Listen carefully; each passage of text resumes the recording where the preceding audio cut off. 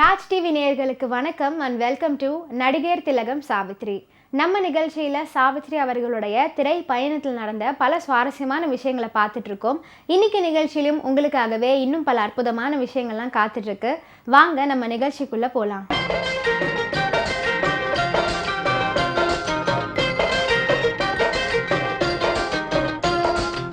சீன போர் பின்னணியில தேசபக்தி சாயல்ல எடுக்கப்பட்ட ரத்த திலகம் முடுக்கும் தொடுக்குமாய் தோன்றி பிறகு காதல்ல நெகிழ்ந்து காதலனின் அரவணைப்புல மகிழ்ந்து பிரிவில் மனம் முறிந்து நின்ற நிலையில சாவித்திரியின் நடிப்பு சிறந்து விளங்கியிருக்கும்.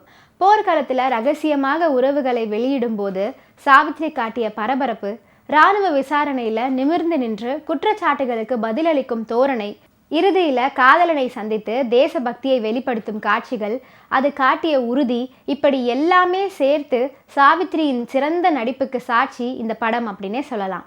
ரத்த திலகம் திரைப்படத்துல நகைச்சுவை திலகங்கள் நாகேஷ் மற்றும் மனோரமாவின் நடிப்பு பாராட்டும்படி அமைஞ்சிருந்துச்சு.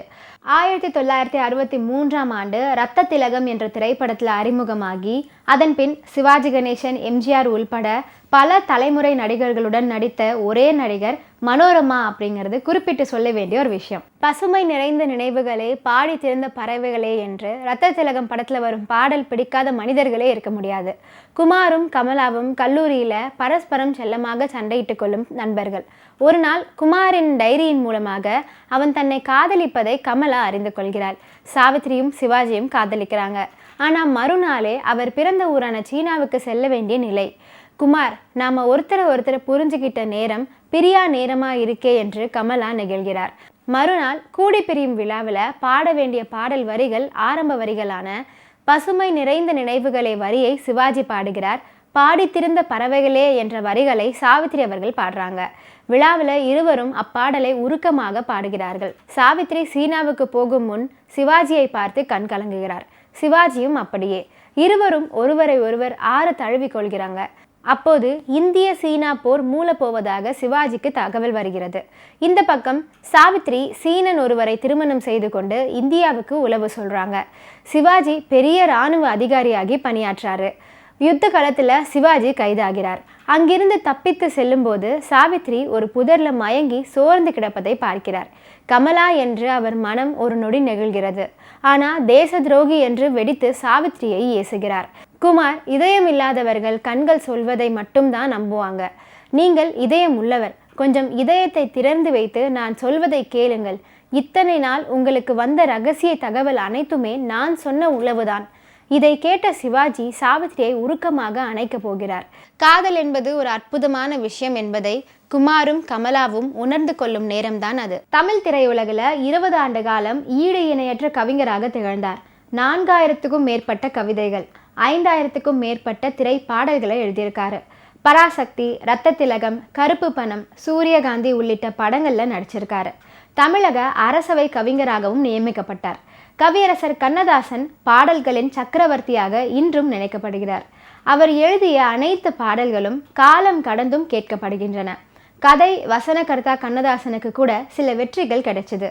ஆனா தயாரிப்பாளர் கண்ணதாசனுக்கு கிடைத்தது பெரும்பாலும் தோல்விதான். சிவகங்கை சீமை, கருப்பு பணம், வானம் பாடி, ரத்த திலகம் வரிசையில கண்ணதாசன் எழுதி தயாரித்த படம் கவலை இல்லாத மனிதன். தமிழ் சினிமாவில் குணச்சித்திர நடிகர்களில் புகழ் பெற்றவர் தான் சண்முக சுந்தரம். இவர் 100க்கும் மேற்பட்ட திரைப்படங்களில் நடிச்சிருக்காரு. நடிகராக மட்டும் இல்லாமல் பாடகராகவும் திகழ்ந்து வந்துள்ளார். இவர் 1973 வெளிவந்த ரத்த திலகம் என்ற திரைப்படத்தின் மூலமாக தமிழ் சினிமாவிற்கு அறிமுகமானார் நடிகர் சண்முக சுந்தரம். நீலகிரி ஆவண காப்பக இயக்குனர் டி வேணுகோபால் குறிப்பாக சிவாஜியின் முக்கிய படங்கள் பலவும் ஊட்டியில படமாக்கப்பட்டதை அவர் நினைவு கூறுகிறார். 1950களில் சிவாஜி சாவித்திரி நடித்த வணங்காமுடி படப்பிடிப்பு ஊட்டியில தான் நடந்துச்சு. அன்று தொடங்கியது சிவாஜிக்கும் ஊட்டிக்குமான உறவு. தொடர்ந்து தங்கமலை ரகசியம், ரத்த திலகம் படப்பிடிப்புகள் எல்லாமே அங்கதான் நடந்துச்சு. ஊட்டி ஏரியை சுற்றி ரத்த திலகத்தின் படப்பிடிப்பு நடந்துச்சு. புதிய பறவை படத்தின் முக்கிய பாடலான எங்கே நிம்மதி பாடல்ல ரயில்வே பாலத்தை சிவாஜி கார் கடக்கும் காட்சி கேத்தி ரயில் நிலையத்துல தான் அது படமாக்கப்பட்டுச்சு. தமிழ் திரையுலகின் முக்கிய நகைச்சுவை படமான ஊட்டி வரை உறவு படத்தின் பெரும்பாலான காட்சிகள் ஊட்டியில தான் படமாக்கப்பட்டன. அந்த படத்துல பாடல்கள் எல்லாமே ஊட்டி தாவரவியல் பூங்காவின் எழிலை வெளிப்படுத்தின. இதனால ஊட்டியின் அழகிய இயற்கை காட்சிகள் தமிழகம் மட்டுமின்றி இந்தியா முழுவதும் உள்ள மக்களை சென்றடைந்தது. இந்த இரத்த திலகம் திரைப்படம் இந்திய சீனா யுத்தத்தை அடிப்படையாக கொண்டு உருவாக்கப்பட்ட போதும் படப்பிடிப்பின் போது கண்ணதாசனுக்கும் சாவித்ரிக்கும் இடையே கால் ஷீட் இழுபறி காரணமாக யுத்தம் வெடித்தது. அதனால படப்பிடிப்பு தடை செய்யப்பட்டது. அதன் பின் பட தயாரிப்பு நிர்வாகியான வீரையாவின் கடும் முயற்சிக்கு பின் சமாதானம் ஏற்பட்டு படப்பிடிப்பு மீண்டும் தொடர்ந்தது. இந்த சிக்கல் காரணமாக 63ஆம் ஆண்டு ஆகஸ்ட் மாதம் இந்திய சுதந்திர தினத்தன்று வெளிவர வேண்டிய இருந்த திரைப்படம் ஒரு மாதம் கழித்தே வெளிவந்தது.